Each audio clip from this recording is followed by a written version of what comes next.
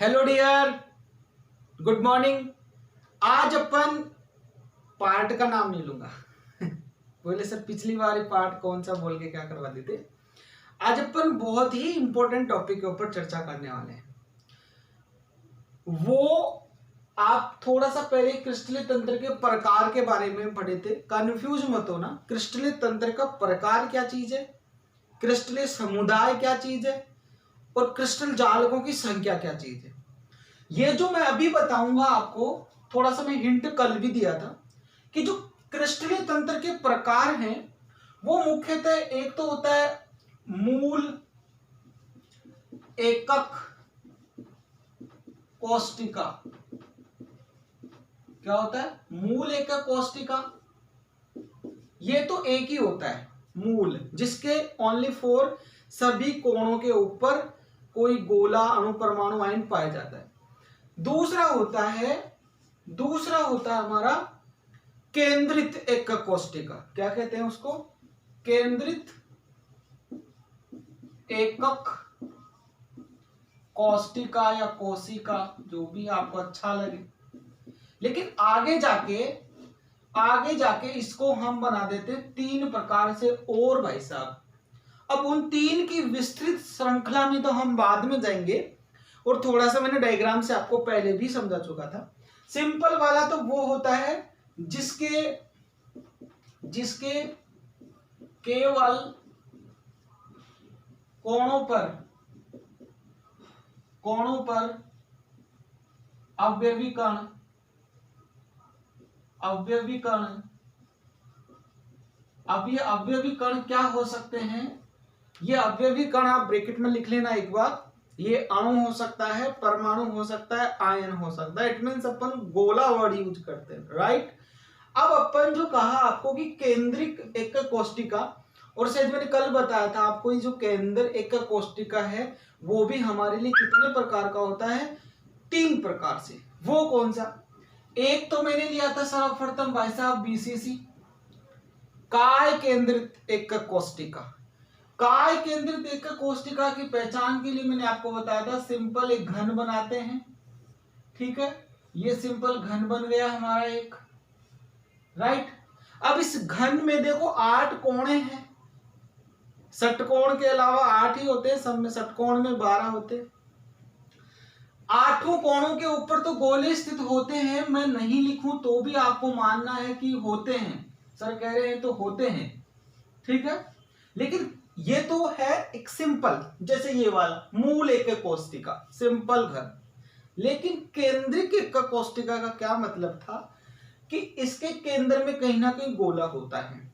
अब काय केंद्र का मतलब इसके घन के बीचों बीच बॉडी में एक गोला स्थित है, जो घन की पर्सनल प्रॉपर्टी है। इसलिए हम इसको बोलते हैं बीसीसी। क्या बोलेंगे इसको? बीसीसी, बॉडी सेंटर्ड क्यूब, जो आपको पहले भी लिखा रखा है। दूसरा था हमारे पास भाई साहब एफसीसी। क्या था? एफसीसी। एफसीसी में क्या करेंगे, जैसे ये जो इतना घन अपन बना लेते हैं रोज की तरह, उतना तो आप बना लो, ठीक है। ये घन आपका बन गया। इसमें होगा क्या, आपको पता है एफसीसी का मतलब है फलक केंद्रीय। क्या? फलक केंद्रीय एकक कोष्टिका। तो फलक केंद्रीय एकक कोष्टिका का क्या अर्थ हो रहा है यहाँ पे कि इस घन के सभी फलकों के केंद्र में एक एक गोला और स्थित कर दिया। फलक कितनी है? 6 फलक। कितनी है? 6 फलक है। देखो इनके ऊपर 6 गोले स्थित कर दिए। जो सामने वाली फलक है उसमें 2 रखे हैं, एक सामने वाली का रख दिया और एक जो पीछे वाली है उसका रख दिया, क्योंकि वो दिखाई तो नहीं देती है, बट रखेंगे तो सही, बताएंगे तो सही आपको। तो ये हो गई एफसीसी। एक जो और प्रकार की होती है वो जैसे कल बताया था आपको, एंड टू एंड या एकांतर क्रम या आधार, क्या कह सकते इसको? आधार बेस फलक। इसमें क्या होता है कि इसके जो आधार बेस फलक हैं, एक छोड़ के एक, या आधार बेस फलक एंड टू एंड, एक टाइप का ये भी होता है केंद्रीय। क्या है ये? केंद्रीय है। लेकिन एक टाइप का, इस टाइप का भी आपका क्या होता है? केंद्रीय एकक कोष्टिका। तो कुल मिला के हमारे पास 4 प्रकार की एकक कोष्टिकाएं होती हैं, जो 14 प्रकार के क्रिस्टलीय जालकों का निर्माण करती हैं। क्या करती है, 14 प्रकार के क्रिस्टल जालकों का निर्माण करते हैं, जिसमें से षटकोण में अलग तंत्र होता है। ठीक है, ये हमारे लिए बहुत इंपॉर्टेंट है। अब ये बार बार शॉर्ट में ही आएंगे, इसलिए आपको पता होना चाहिए कि आपके जो मूल एकक कोष्टिका की तो कैसी व्यवस्था होती है, बीसीसी की कैसी व्यवस्था होती है, एफसीसी की कैसी होती है, और आपका जो आधार केंद्रित फलक है उसकी कैसी व्यवस्था होती है। अब बात ये आती है सबसे इंपॉर्टेंट कि अब हम ये जो मैंने आपको डायग्राम बना के बताए, ये प्रकार बना के बताए, इन प्रकार के अंदर हम क्या करना चाहते हैं, इन प्रकार के जो सिम्टम्स हैं वो अपन चेक करना चाहते हैं। सिम्टम्स चेक करने का मतलब हमारा क्या हुआ, सिम्टम्स चेक करने का मतलब हमारा इतना सही है कि हम अब इनके अवयवी कणों की संख्या निकालना चाहते हैं। क्या करना चाहते हैं, इनके अवयवी कणों की संख्या निकालना चाहते हैं। अवयवी कण बोले तो यानी कि एक्चुअल में, जैसे अभी कहे कि ये किसी क्रिस्टलीय तंत्र की एक मूल एकक कोशिका है, यानी कि ऐसी बहुत सारी अरबों खरबों, अब आप समझ सकते हो कितनी सारी, ये तो हमने यूं मान लो शरीर की एक कोशिका है। जैसे सबसे पहले हम बात यही करे थे कि ये खाली कोई एक लिखने से क्रिस्टल जालक का निर्माण थोड़ी ना हो गया, ये तो इनकी व्यवस्था होती है। तो अब हम यूं बात कर लेते हैं कि ये अगर बल की मात्रा में है, इसके ऊपर घन है, नीचे घन है, साइड में, अगल बगल, चारों तरफ अगर इस प्रकार की व्यवस्था है, तो एक जो आपकी एकक कोशिका है उसका कितना परसेंट कंट्रीब्यूशन है, या उसमें शुद्ध मात्रा में कितने अवयवी कण उसके पर्सनल हैं। अब आप जरा सोचो, क्या ये जो कोने पे जो गोला है क्या खाली इसी का है? नहीं ना। तो इसका कितना भाग है, एक एकक कोशिका के लिए शुद्ध मात्रा में कितना भाग होता है। हम कैसे कह सकते हैं, जैसे हमारा मकान बना हुआ है, पड़ोसियों की दीवार उधर है, एक पड़ोसी इधर है, एक पड़ोसी पीछे की तरफ है, तो हम इन चारों दीवारों को ये थोड़ी ना कह सकते हैं कि चारों हमारी है, पड़ोसी तो ऐसे आके बस गए। इट मीन्स पड़ोसियों का भी कुछ ना कुछ कंट्रीब्यूशन है, आधा है, किसी का थोड़ा है, किसी का ज्यादा है। तो एक्चुअल में हमारा कितना है, शुद्ध मात्रा में हमारी चार दीवारों में से कितनी दीवार है, ऐसी कैलकुलेशन हम करना चाहते हैं। पर्सनल पार्टिकुलर एक एकक कोशिका के लिए ये सारी व्यवस्था हम देखना चाहते हैं। हमारा उद्देश्य यही है कि हम पर्टिकुलर एक एकक कोशिका के बारे में जानने की कोशिश करें। सबसे बड़ी बात यही है। तो हमारे पास चार प्रकार की क्या है, चार प्रकार के एकक कोशिका है। हम उन चारों प्रकार के एकक कोशिका में शुद्ध अवयवी कणों की संख्या निकालेंगे कि एक्चुअल में एक एकक कोशिका के लिए, देखो स्पीड ज्यादा है, यूट्यूब ने बहुत अच्छी फैसिलिटी दी है, क्या 0.75। ठीक है, आप उस स्पीड में जाके क्या कर सकते हो, 0.75, क्योंकि मैं समय सीमा से बंधा हुआ हूँ।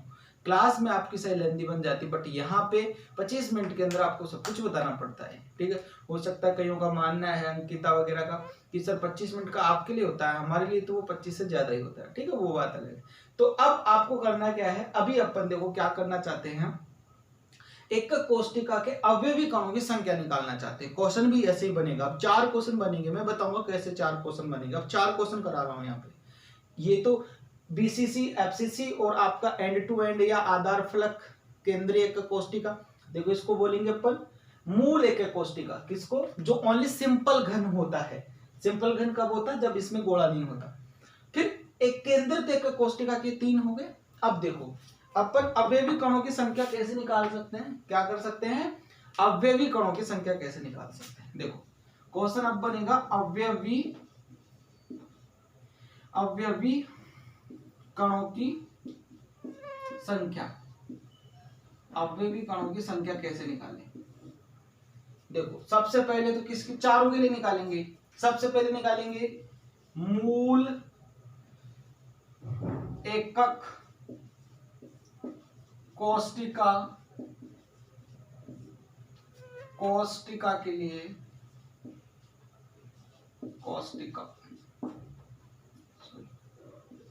एकक कोशिका के लिए। ठीक है, ये से आधा अंदर ही आएगा, कुछ बच्चे बोल रहे हैं एकक कोशिका, शायद ये वाला एकक कोशिका भी गलती होगा, हिंदी आप जानते हो, एकक कोशिका ऐसे लिखना है इसको। ठीक है,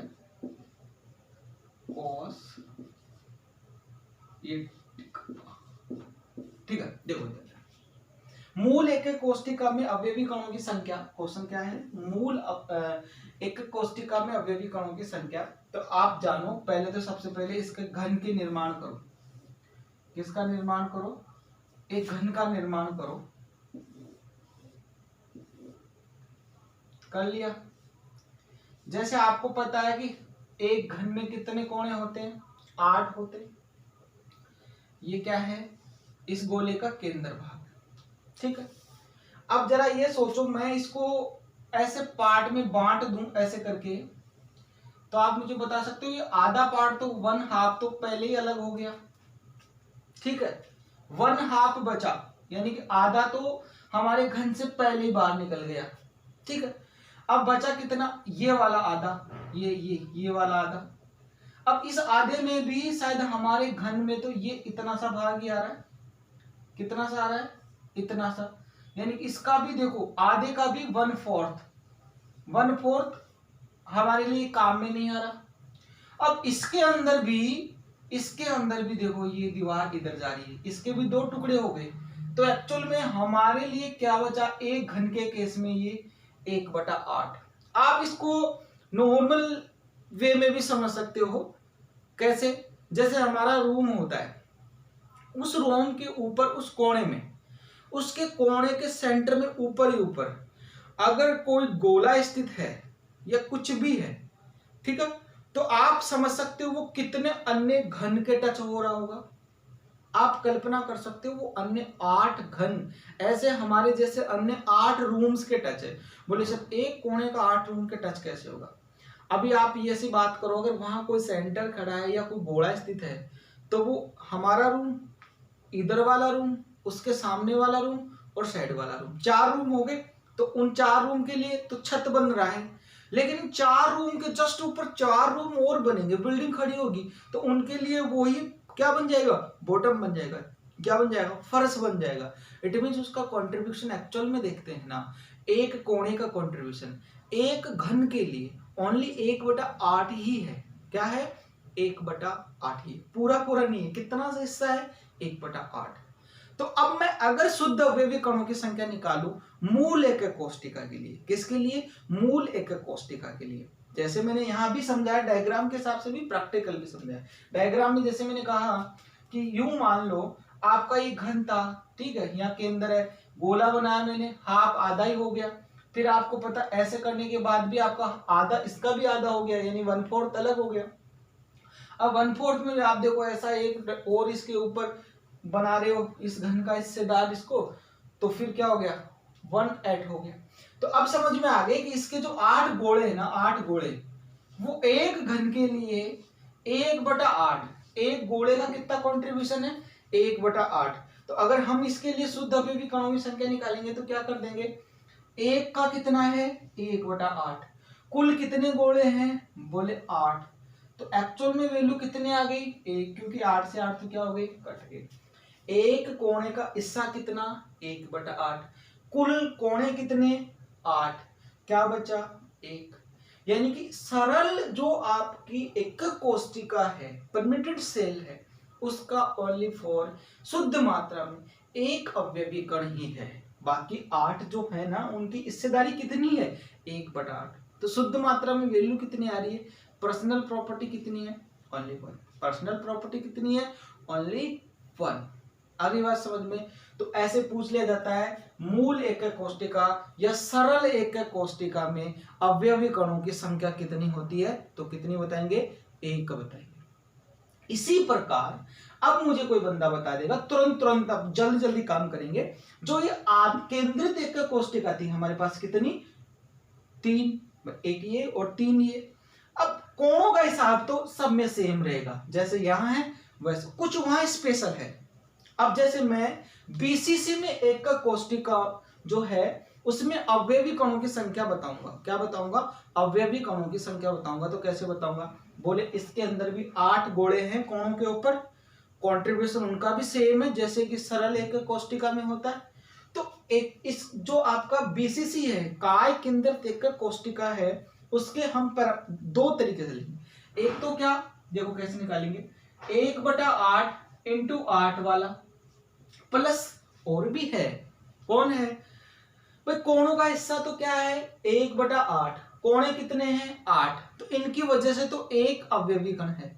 लेकिन देखो इसके केंद्र में, किसके केंद्र में? घन के केंद्र में। अरे भाई जब रूम के केंद्र में, आपके रूम के केंद्र में जो जो कुछ है आपके रूम के केंद्र में, टीवी, फ्रिज, कूलर, पंखा, जो भी है वो आपका पर्सनल है, वो किसी पड़ोसी की प्रॉपर्टी है। आप अपने रूम के सेंटर में झूमर लटकाओगे तो किसी पड़ोसी को खर्चा थोड़ी देना पड़ेगा। खराब हो जाएगी तो आपकी होगी, सही है तो आपकी है, उसमें किसी पड़ोसी का हक थोड़ी है। आप अपने रूम के अंदर क्या रख रहे हो वो आपकी पर्सनल प्रॉपर्टी है, उसमें किसी का हिस्सा हो ही नहीं सकता। तो इस प्रकार का अगर बीसीसी है, बॉडी सेंटर्ड क्यूब है, और उसके सेंटर में एक गोला स्थित है, तो वो पर्सनल है, उसमें किसी का कंट्रीब्यूशन नहीं है। तो पर्सनल है तो कितना है 1 है, इजिकल टू कितना आ जाएगा, कितना आ जाएगा 2। देखो 1/8 इंटू 8 1, 1 + 1, तो आंसर क्या आया 2। क्या आया, किसका आंसर आया 2, किसका आंसर आया 2, इसका आया। केंद्रित एक कोष्टिका में अवयवी कणों की संख्या कितनी है, या बीसीसी में अवयवी कणों की संख्या कितनी है, कितनी है 2। राइट, चलो ऐसे ही अपन करेंगे किसके ऊपर बात, एफसीसी। एफसीसी हम समझ गए क्या है, फलक केंद्रीय, है ना, फेस सेंटर्ड क्यूब। अब जाहिर सी बात है एक चीज समझनी है, कैसे निकालेंगे अवयवी कणों की संख्या। पहले तो हम सभी गोलों की बात करेंगे जो कोणे पर स्थित है, कोणे पर स्थित है उनके लिए वही हमारा फॉर्मेट 1/8 इंटू 8। लेकिन मैं प्लस कुछ करना चाह रहा हूं, क्यों?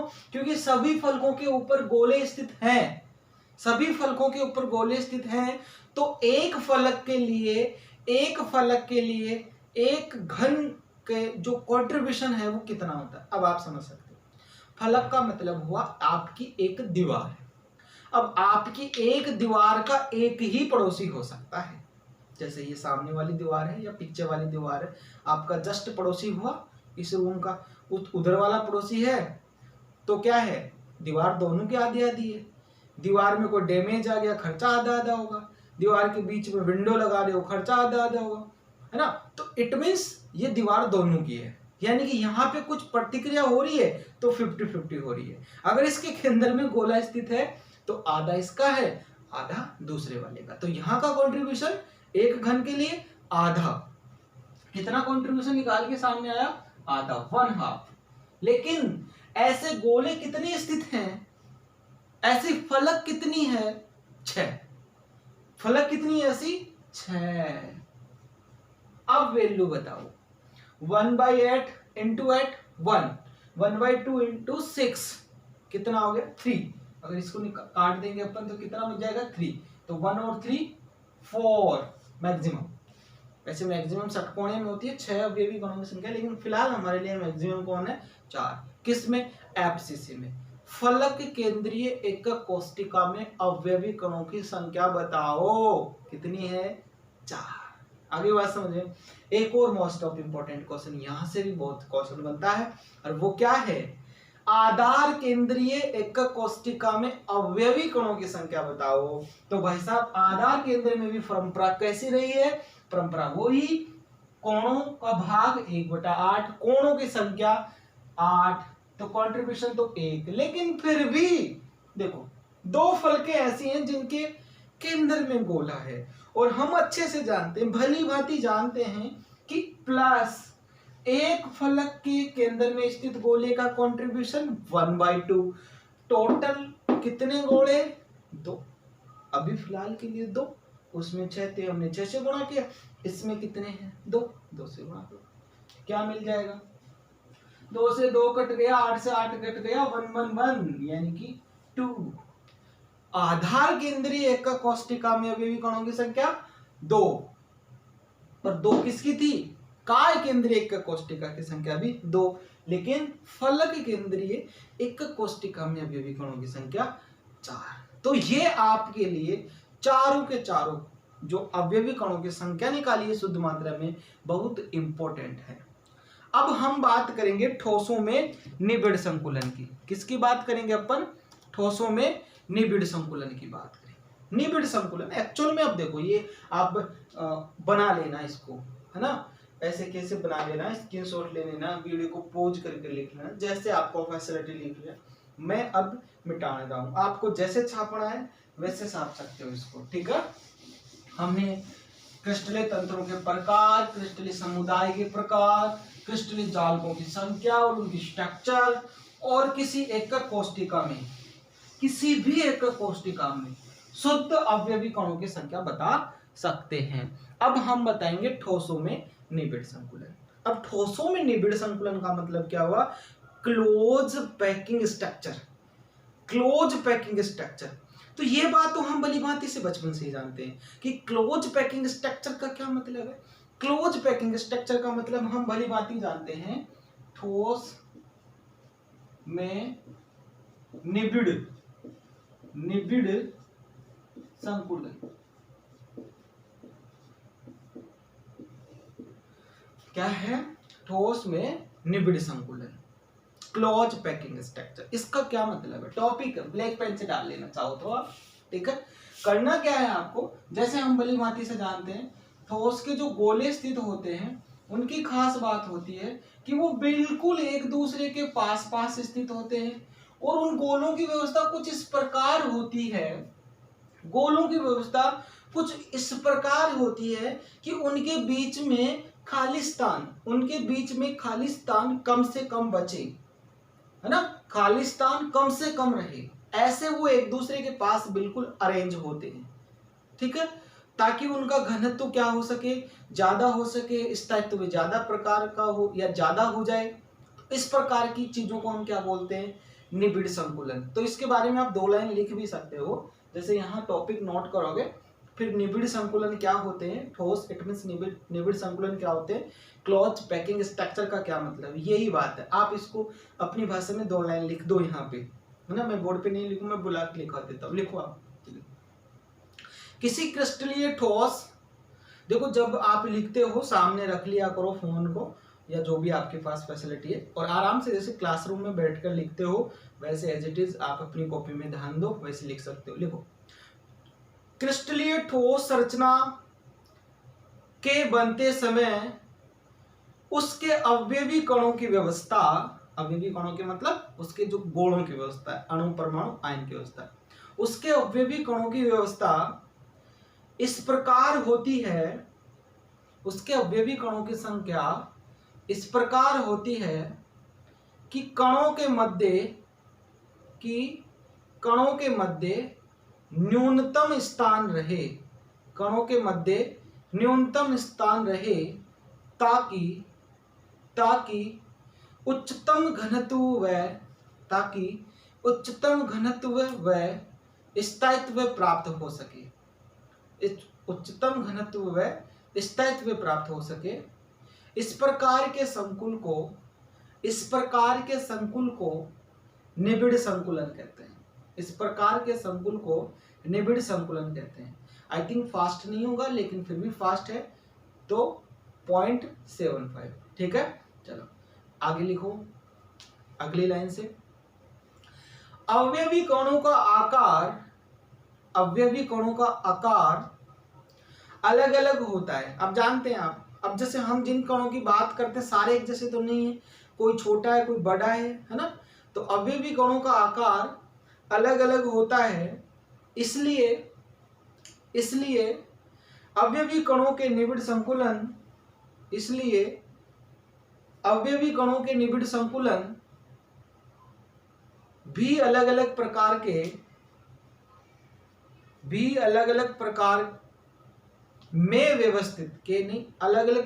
में व्यवस्थित होंगे। देखो साइज डिपेंड करती है ना, अलग अलग व्यवस्थित होंगे। इस प्रकार समान आकार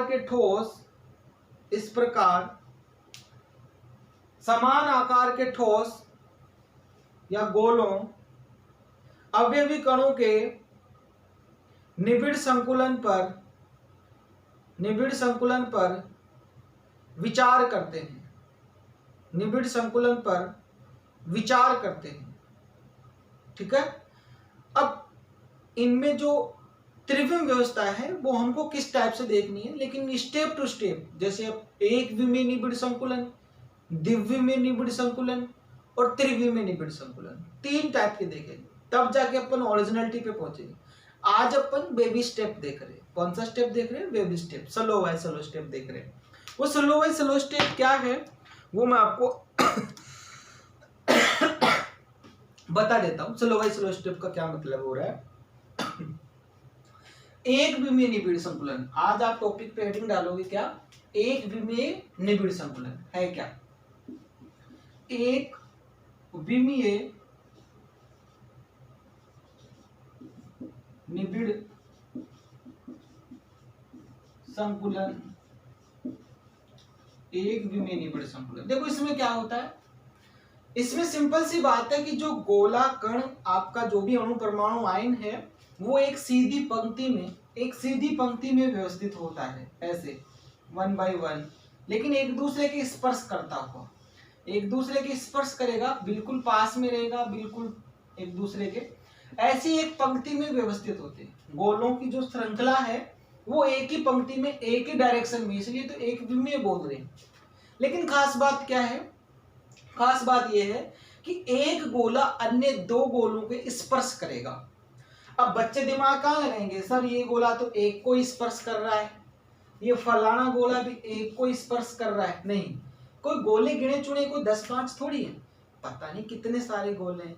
तो ऑलमोस्ट अपन क्या मानेंगे कि यहाँ पे एक जो गोला है, ये एक जो गोला है वो अन्य 2 गोलों को क्या कर रहा है? स्पर्श कर रहा है।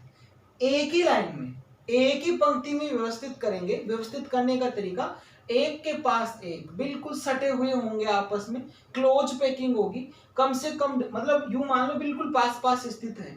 लेकिन तब हम इस स्थिति में क्या कह सकते हैं, यहाँ पे एक गोला अन्य 2 गोलों को स्पर्श करता है, इसलिए एक विमीय निबिड़ संकुलन की जो समन्वय संख्या है या उपसंयोजक संख्या है, या जिसको हम समन्वय संख्या कह सकते हैं, ये कितने से कोऑर्डिनेट कर रहा है, कितने से लिंक रखता है, कितने से बॉन्ड है, कितने से टच है, स्पर्श है, जिसको हमारी भाषा में हम क्या बोलते हैं? समन्वय संख्या। इट मीन्स कोई पूछ ले एक विमीय निबिड़ संकुलन में किसी गोले की, या नॉर्मल पूछ ले कि समन्वय संख्या क्या होती है, तो आप क्या बोलोगे? उसकी समन्वय संख्या कितनी होती है? 2 होती है। क्यों? क्योंकि ये अन्य 2 गोलों से टच होता है। तो एक विमीय निबिड़ संकुलन में आप ये एक लाइन बना लो, 10-5 गोले सीधे सीधे लिख लो, और फिर जो एक विमीय निबिड़ संकुलन है उसके आप स्ट्रक्चर के अंदर इस चीज को नोट कर सकते हो। क्या कर सकते हो? स्ट्रक्चर को नोट करोगे, इसके बारे में आप 2 लाइन लिख भी सकते हो। क्या कर सकते हो? इसके बारे में 2 लाइन लिख भी सकते हो आप, अगर आप चाहो, जैसे मैंने बोला वैसे लिख सकते हो तो ठीक है, नहीं तो फिर मैं क्या करूंगा, मैं आपको बांच दूंगा। क्या करूंगा मैं? मतलब मैं बोल दूंगा आपको कि क्या क्या करना है और क्या क्या नहीं करना है। आगे बात समझ में? तो आप चाहो तो लिख लो, ये लाइन बना लो, ठीक है, उसके नीचे 2 लाइनें लिख लो जल्दी से, फिर 1 मिनट में।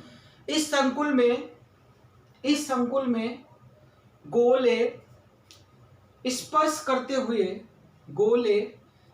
करते हुए, जैसे हमने गोले बनाए ना एक दूसरे के, स्पर्श करते हुए, तो इस संकुल में गोले स्पर्श करते हुए एक पंक्ति में, बिल्कुल एक लाइन में, एक पंक्ति में व्यवस्थित होते हैं, एक पंक्ति में व्यवस्थित होते हैं, तथा